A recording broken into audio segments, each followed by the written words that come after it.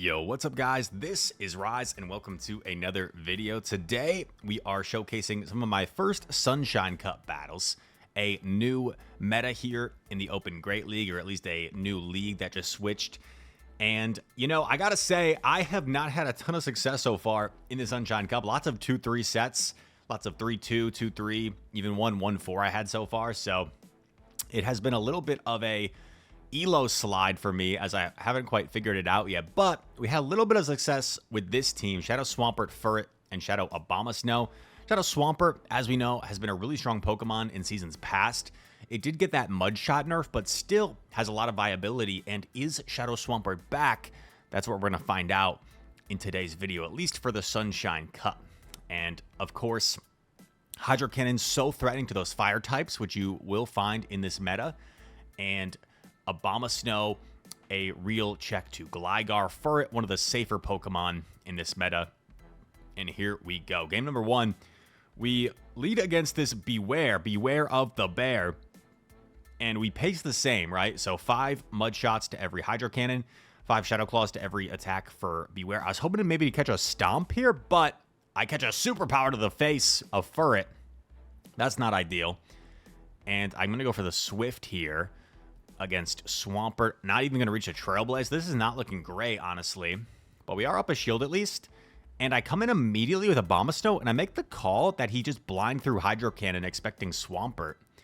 So I get a little bit fortunate there. And it's not the worst. It is a misplay from the opponent, but it's not the worst misplay in the world, because he's probably thinking, if I don't throw immediately, I might let him CMP me with his Hydro Cannon. So it kind of makes sense. We have a ton of energy here with our Abomasnow. They come back in with Bewear. I'm going to shield. We're going to go for a Weather Ball. Abomasnow looking mean. Those red eyes, bang. And we're going to go for the Powder Snow down. Bewear was dry, and they top left, telling me maybe they had Gligar in the back, and they didn't want to preserve that energy. Or they didn't have a way of taking that energy, rather. So a win to start things off. And there were some hefty queue times here, so see if I can scroll ahead. There we go. Next battle. Jello, too good. Is he going to be too good for us? We'll see. A terrific player. Swampert into Swampert. Whoever wins charge attack priority in this matchup, of course, will have a big advantage, because if you play out the 2-shield scenario, you're still going to have a fairly healthy Swampert, since the Mud Shots are not really doing that much. So we land the Hydro, and look at this. He actually knows his Swampert. He's going to get to another one before going down. I just had to catch it on Fur just to tank it a little bit better than my Swampert would have. In comes Credilli.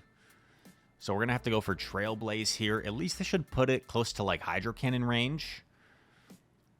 Credilli going to overfarm 9, 10, 11, 12. So Credilli should only be 1 off the next Rock Tomb. So I kind of have to throw after 1 here. Jello doesn't throw immediately. We're going to go for the Hydro Cannon. Grabs the final Protect Shield. Or sorry, the first Protect Shield. And then I end up making a frustrating error here, I remember. We shield the Grass Knot. I throw right when he gets to the next, and that's just too obvious of a time to throw. And it allows him to catch onto his Swampert. Devastating catch. And now this Gligar is going to have extra energy, but maybe there's still some play here. Who knows? Hydro Cannon connects. Remember, the Credilli has an attack as well. I swap immediately, and because it's a non-Shadow Gligar, maybe I can actually hang on to this Aerial Ace plus Fury Cutters. Weather Ball coming through. This should knock out Gligar for sure. The question is, can he farm us down with Credilli or not? 1, 2, 3. It's a simultaneous knockout. And despite the mistake we made and the nice catch Jello made, we're still able to win, as Swampert was still hanging around in the back there. We catch a cute little Barboach as a reward, and then we transfer it. And it's on to the next one. Next battle against Shadow Victreebel. Amazing player. Here we go. Swampert into double. Gonna go straight for Body Slam. Not even building up to payback. Straight Body Slam. We take it. No problem. I throw after 4. I know he's at the body slam, and he might be inclined to throw it immediately before my next Hydro Cannon. So I actually elect to swap into Furret here. And I catch the body slam onto Furret. Furret also would hopefully lure out anything, any sort of counter user with his team, like a Shadow Blaziken. Honestly, Shadow Blaziken, we had a little bit of fun with it. Would be pretty dang tough for this team, because even Swampert, like, the counters keep up pace with the Mudshot damage, maybe do a little bit more, so that would be pretty terrible. We get off a Parting Swift here. Unfortunately, I think Furret is going to reach another attack against whatever comes in. I do lag a turn here, which is a little bit unfortunate. Swift connects, lots of damage. In comes Gligar. We go for the Weather Ball here. They kind of have to shield. I have a lot of energy on Swampert, but, you know, not shielding that Swift on my Abomasnow ends up being a huge mistake. Imagine I had shielded that Swift. I would still have a decent chunk of health on Obama. I guess theoretically, he would be knocking out my Swampert here. But, yeah, I would still have such a healthy Abomasnow that I think I would just win. So, definitely misplayed this game by not shielding my Obama. I'm not sure what I was thinking. Frustrating one there. Whenever you know, like, exactly what you should have done, and it's, like, very clear, 50-50, like, when it's clear and concise, like, literally, like, had I done A, I would have won the game. Those are always the tough losses, but that's how you get better. Identify those mistakes. I swear, those are always the GG messages, too. It's like when you very clearly know, oh, let's go, okay, this is a good battle. We had played this person earlier in the stream, and I saw their name, and I immediately recognized what the backline is. Because you can't forget. I am terrible at remembering people's teams. Even though you play people in these higher elo ranges, like with high frequency, like, I'm terrible at remembering people's lines. I remembered this person's line. I remembered it. Because you can't forget a backline like this. Keep in mind the name, Blissfully. Okay, we catch onto Abomasnow. Swampert, I mean, that Hydro still does a lot of damage. And go for the farm down here. I think Swampert actually has 2 moves right now. But they save one, and in comes the Blissey. In comes the Blissey. Look how bulky this thing is. Blissey is so bulky. And now I'm thinking, okay, wait. I have one off Hydro Cannon on Swampert, I believe. So I'm thinking like Weather Ball plus Hydro Cannon should be enough here. Especially after that debuff. And dude, check this out. I charge attack priority the Blissey. Look at this counting on Zen Headbutt. I gotta be honest, I wasn't even really counting. I was going off vibes and feel. But we got the charge attack priority. Wasn't that kind of a nasty charge attack priority? Anyway, I think it was. Hydro Cannon coming through. We're going to get off another one here. Putting in a lot of work against this Chansey. Shiny Chansey. Hundo, Shiny Chansey. Dude, we get to another Hydro Cannon. Let's go. Swampert getting this thing relatively low. I come in with Furret. Since we're full health, we can take anything. They used that move that they had loaded. Had they just thrown that at the Obama earlier, I think I might have been screwed. But now I chip with the Swift. Swiftly chipping at Blissfully. They got to go for like a Hyper Beam here. I don't think a Dazzling Gleam would even be enough. Hyper Beam, bang, does knock us out. But I know that's so much energy. I'm just going to reach for this Energy Ball.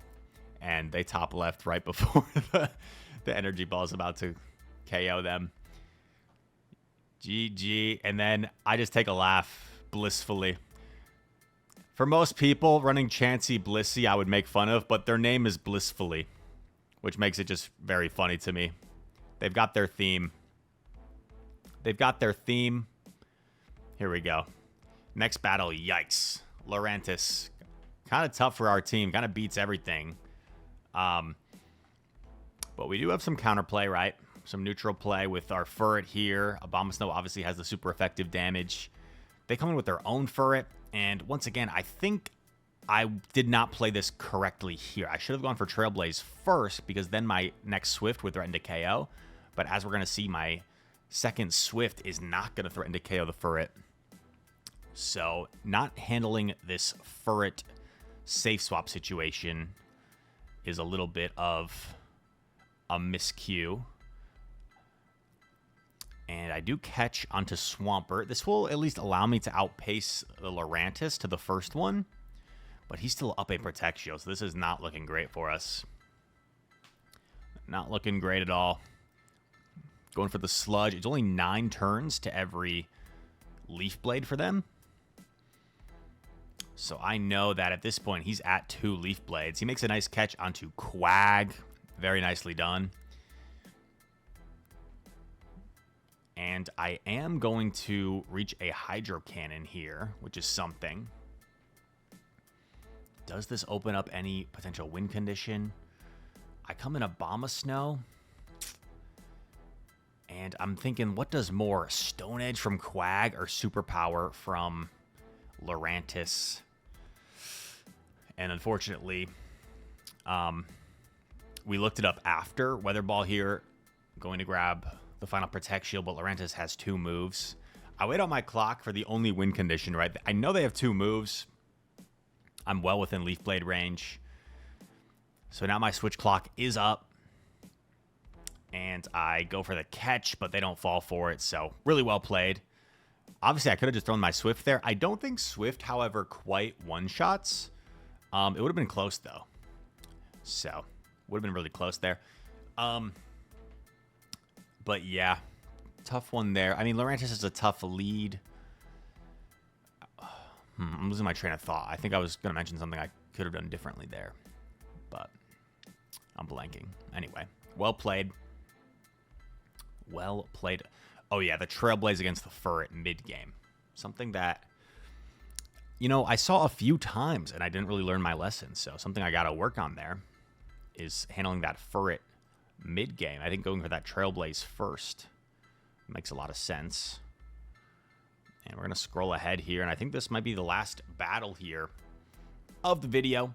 Lurantis into Furret. Oh, so we were doing a little bit of a copycat challenge ourselves, and we were switching up our teams pretty frequently on this stream. So I guess this is a bonus battle. Lurantis into Furret. We get the shield. I'm going to shield up my Lurantis here. And they catch Leaf Blade onto Gligar, but this is not bad. This is not bad, because I can now swap in my Quag. And I go for Aqua Tail, and he actually lets me throw first. I guess because he didn't want to settle for Air Lace, maybe? But I get the final Protect Shield. I don't need to shield anything here. Quag can take it. And I'm just going to play this pretty simply. I'm going to just go for my Aqua Tail immediately. So we're going to put him in a position where Furret needs to throw energy at our Quag. Furret throws on the Charge Attack priority with the Aqua Tail. They can go for Swift here at this range. They don't need to go for Trailblaze. Save a little energy. This Furret does have a good amount of energy, however, so we're still in a little bit of an awkward spot. And if I remember this game correctly, I think the Backmon ends up being something that we don't want to see. Leaf Blade connects. And, oh no, dude. Blaziken. Oh, man. Imagine we got to a superpower. We just win. But we get to a Swift here. And unfortunately, Swift is just not quite enough. And Blaziken could have done a Blaze Kick earlier for the knockout. But they decided to flex on us. Embarrass me in front of my entire YouTube channel. In Brave Bird, my Furret. Wow. Well played, trainer. So, Sunshine Cup has been a little bit tough for us to start. Let me know in the comments if you guys are enjoying it or if you have any team recommendations that I can use for a little bit of a role reversal. Sometimes I'm recommending you guys teams.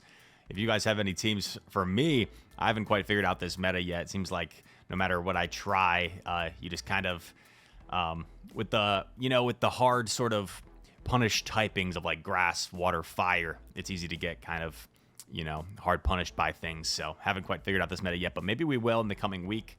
Anyway, I hope you guys enjoyed this video. If you did, make sure to leave that like, hit that like button, subscribe to the channel. If you're new, comment down below. All your comments are appreciated. And all of that said, thank you for watching, you little rascals. Hope to see you in the next one. Peace.